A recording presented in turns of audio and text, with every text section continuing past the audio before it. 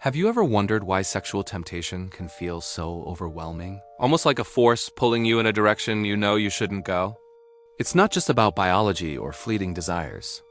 There's a deeper spiritual dimension to this struggle that most people never talk about, and understanding it can completely change how you fight your battles. Let's be honest, we live in a world that's saturated with sexual imagery and messages. It's everywhere in movies, music, ads, and all over social media. We're constantly told to follow our feelings, to do what feels good, and that resisting our impulses is unnatural or even repressive.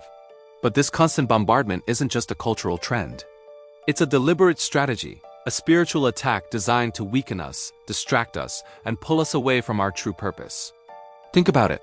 When you're caught up in lust or inappropriate fantasies, what happens? Your focus shifts. Your energy gets drained. You feel a sense of guilt or shame that disconnects you from yourself, from others, and from your spiritual path. This isn't an accident. This is the goal of the attack. It's designed to create a rift, to make you feel isolated and unworthy. The enemy knows that if he can control your thoughts in this area, he can influence your actions, your relationships, and ultimately, your destiny. So what is this spiritual attack? In many spiritual traditions, it's understood that there are forces at work that oppose our growth and our connection to a higher power. These forces use our natural human desires as a gateway. Sexual desire is a powerful, God-given part of being human, intended for connection and creation within the right context. But outside of that context, it becomes a tool for destruction. This spiritual enemy, often referred to as Satan or demonic forces, expertly exploits our weaknesses. He studies our patterns. He knows what triggers us, what we're curious about, and what we secretly crave. Then, he presents temptations that are perfectly tailored to us.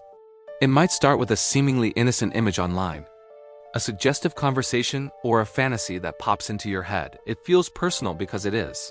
It's a targeted strike. The first step is always a thought, an injection of an idea. The enemy plants a seed. Just one look won't hurt. No one will ever know. You deserve this. These are the lies whispered into our minds. If we entertain these thoughts, they start to take root. They grow from a fleeting idea into a persistent urge, a craving that becomes harder and harder to ignore. This is the deception. It's presented as a source of pleasure, but its real purpose is to enslave us. When we give in to temptation, we're not just making a poor choice. We're opening a door. We're giving ground in a spiritual battle. Each time we yield, that doorway gets a little wider, and the enemy's influence in our lives grows stronger. It can lead to addiction, broken relationships, a clouded mind, and a heavy heart. The pleasure is temporary, but the spiritual consequences can be long-lasting. It creates a cycle of sin, guilt, and more sin, making us feel trapped and hopeless. But here's the most important part. You are not powerless in this fight. Recognizing that sexual temptation is a spiritual attack is the first and most crucial step to overcoming it. When you understand you're in a battle, you start looking for weapons and strategies, not just relying on willpower alone, which will almost always fail. So, how do we fight back? First, we need to be proactive, not reactive. You can wait until you're in the heat of the moment to decide how you will respond. You need a battle plan. This starts with prayer. Prayer is our direct line of communication with God. It's where we get our strength, our wisdom, and our reinforcement. Don't just pray when you're tempted. Pray every day for strength and protection. Ask God to guard your heart and your mind. The Bible gives us powerful tools. In Ephesians chapter 6, it talks about the armor of God. This isn't just a metaphor. It's a practical guide for spiritual defense. The belt of truth helps us stand firm against lies. The breastplate of righteousness protects our hearts from impurity. The shield of faith extinguishes the flaming arrows of the evil one, those tempting thoughts and images he shoots at us. The helmet of salvation protects our minds, and the sword of the Spirit, which is the Word of God, is our offensive weapon. When Jesus was tempted in the desert, how did he respond? He didn't argue or try to reason with the devil. He quoted Scripture. He used the sword of the Spirit. This is a powerful model for us.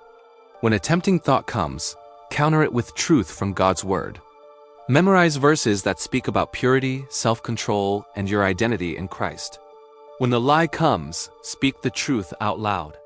There is power in the spoken word of God. Another key strategy is to starve the flesh and feed the spirit. What are you consuming with your eyes and ears? If you're constantly feeding your mind with worldly entertainment and suggestive content, you're essentially arming the enemy and weakening yourself. You have to make a conscious choice to cut off the sources of temptation. This might mean unfollowing certain accounts, putting filters on your internet, or choosing to spend your time on things that build you up spiritually rather than tear you down.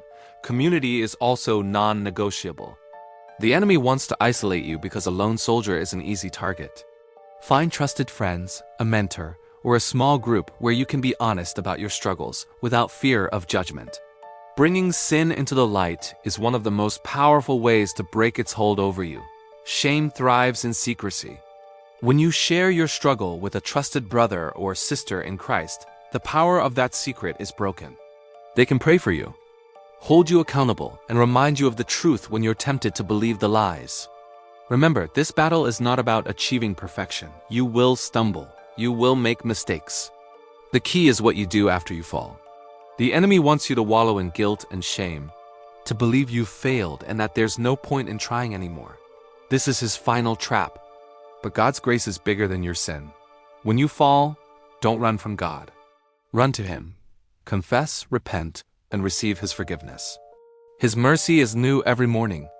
Get back up, dust yourself off, and re-engage in the fight. Every time you get back up, you get stronger. Understanding sexual temptation as a spiritual attack changes everything. It's not just a personal flaw. It's a battle for your soul, your purpose, and your connection with God. But it's a battle you are fully equipped to win.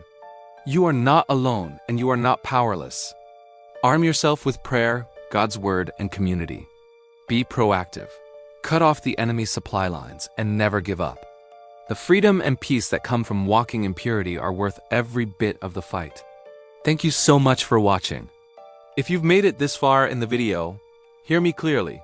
Sexual temptation is not just a struggle, it's a battleground. And the fact that you are fighting means you have not surrendered. That alone is evidence that God is still working in you. The enemy wants you to think you're weak, dirty, or too far gone.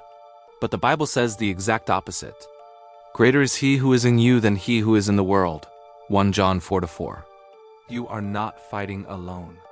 Every time you pray, every time you turn your eyes away, every time you say no to temptation, heaven sees it, God honors it, and the Holy Spirit strengthens you through it. Sexual temptation loses its power the moment you drag it into the light. The devil works in secrecy, but God works in truth. So don't hide, don't stay silent. Bring your struggle before God and ask him for help. He will not reject you. He will restore you. The Bible says, if the Son sets you free, you will be free indeed. John 8:36. Freedom is not a fantasy, it's a promise. So today, make a decision. Choose purity, choose discipline, choose prayer, choose the Holy Spirit. You may fall, but you will not stay down. Because the same God who rescued David, who restored Peter, who forgave the woman caught in adultery, that same God is ready to restore you tonight. If this message helped you, please like this video, share it with someone who needs it, and subscribe for more biblical teaching. And remember this, you are loved, you are called, and you are worth fighting for. Stay strong, stay guarded, and stay close to Jesus. Shalom. If this message resonated with you, please like, share, and subscribe for more content that helps you navigate the spiritual battles of life.